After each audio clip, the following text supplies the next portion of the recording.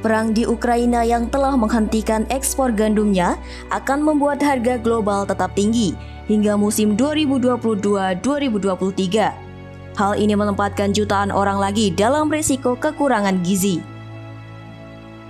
Rusia dan Ukraina adalah eksportir gandum terbesar pertama dan kelima di dunia, yang masing-masing menyumbang 20% dan 10% dari penjualan global. Tetapi, invasi Rusia ke Ukraina dan penutupan Laut Azov dan Laut Hitam hampir menghentikan ekspor.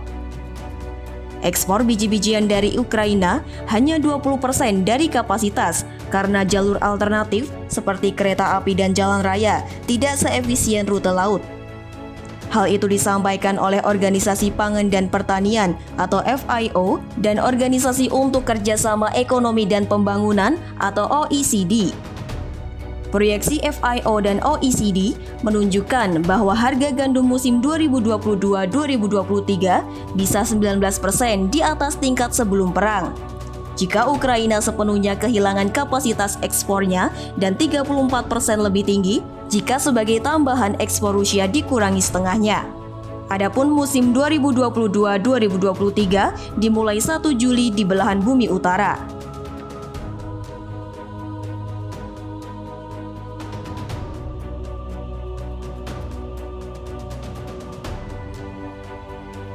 Sekitar 20 juta ton gandum harus meninggalkan Ukraina pada akhir bulan depan untuk memberi ruang bagi panen tahun ini dan menghindari kekurangan pangan di Afrika.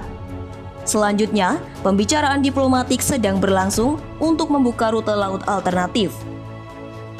Jika ekspor Rusia terpengaruh, kekurangan gizi akan meningkat sekitar 1% secara global pada 2022-2023.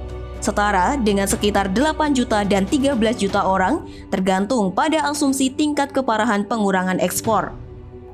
Skenario mensimulasikan kekurangan ekspor yang parah dari Ukraina dan Rusia yang berlanjut pada 2022-2023 dan 2023-2024 dan dengan asumsi tidak ada respon produksi global menunjukkan peningkatan jumlah kekurangan gizi hampir 19 juta orang pada 2023-2024.